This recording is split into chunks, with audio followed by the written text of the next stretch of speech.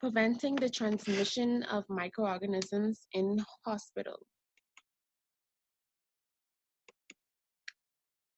So infections are becoming more prevalent due to the transfer of organisms and poor sanitary habits. This topic became one of interest due to its many presentations within Princess Margaret Hospital. The transmission of microorganisms may lead to life-threatening diseases or infections.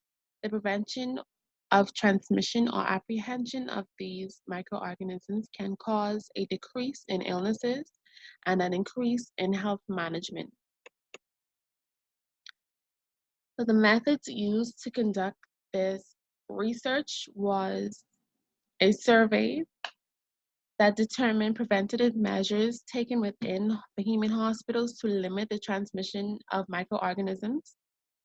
Persons who participated within the survey were registered nurses who alternate between Princess Margaret Hospital and Doctors Hospital, and student nurses at the University of the Bahamas Nursing and Allied Health Professionals campus.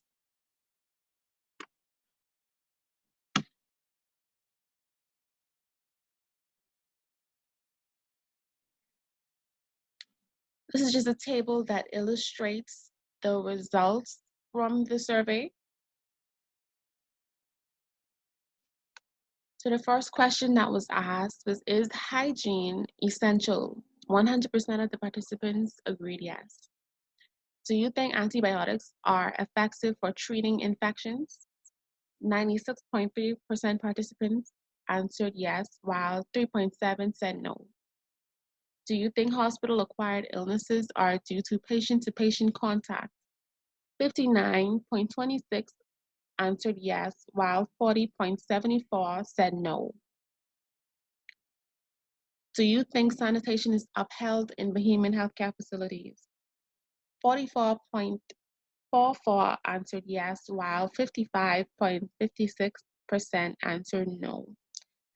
Do you think infection control is key in hospitals in the Bahamas?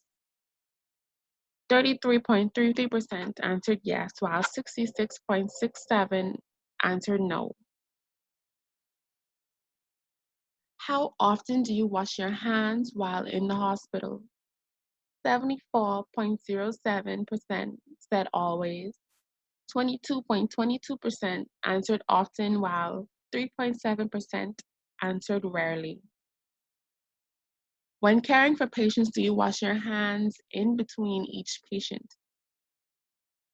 40.74 answered always, while 55.56% answered often, and 3.7 answered rarely. Here is just a list of common microorganisms that can be found in your surroundings or in healthcare facilities. Germs are acquired through inhalation or poor hand hygiene. Karen Bloch states once the microorganisms invade the body cavities, an inflammatory response is initiated, which is directly caused by the infection itself and rapid multiplication in the host. Hospitals become a habitat for germs due to constant encounter with ill hosts. Guests are expected to engage in proper hand hygiene before coming into contact with their loved one and upon exit. However, most visitors are not as consistent with hand washing, nor are they reminded to do so upon arrival and exit. It is important that hand hygiene is conducted throughout their stay to limit their transmission outside of the hospital.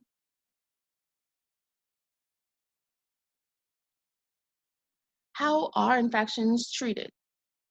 To treat infections, anti-infectives or antibiotics are used to aid in the destruction of the microorganisms within the host's body. These anti-infectives execute its task by binding to the bacterial cell wall, which causes the bacterial cell death. It causes the components within the cellular structure to seep out.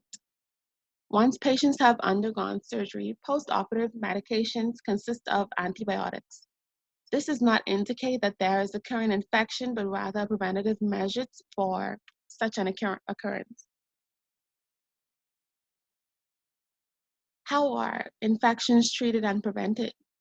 As continuous treatment is conducted as prescribed, microbes are stripped of the opportunity to transform and adapt to the treatment. Physicians are then forced to locate a new treatment if one is available. Failure to comply with the medication regimen may also play a part in transmission of microbes to others.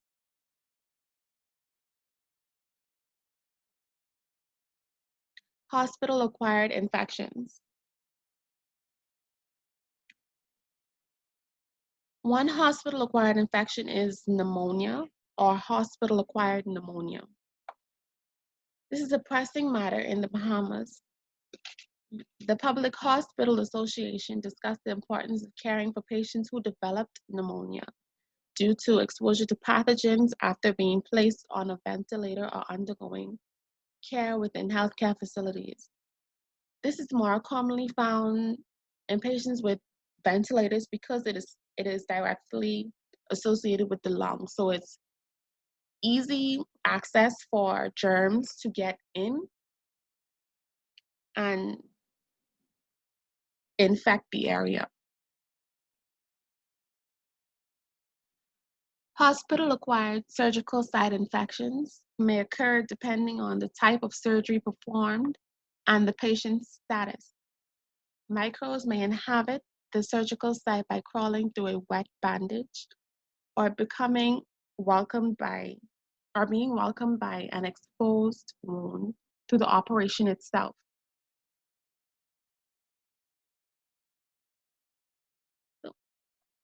The Foley's catheter allows easy access for bacteria to enter the urinary tract. The Foley's catheter is just a narrow tube that is inserted within the genitals, either the vagina or the penis, that assists with urination. It is directly connected to the bladder. The World Health Organization noted that 80% of urinary tract infections are due to indwelling catheters, such as the Foley's catheter. This is a photo of the Foley's catheter.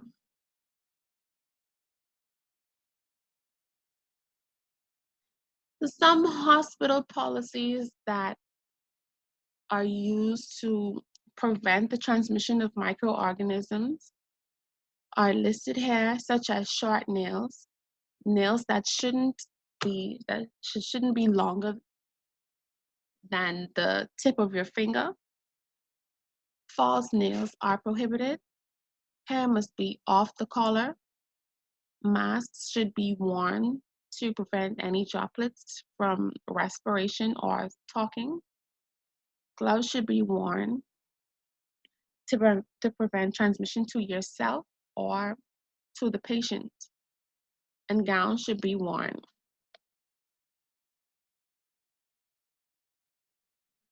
Limiting transmission of microbes.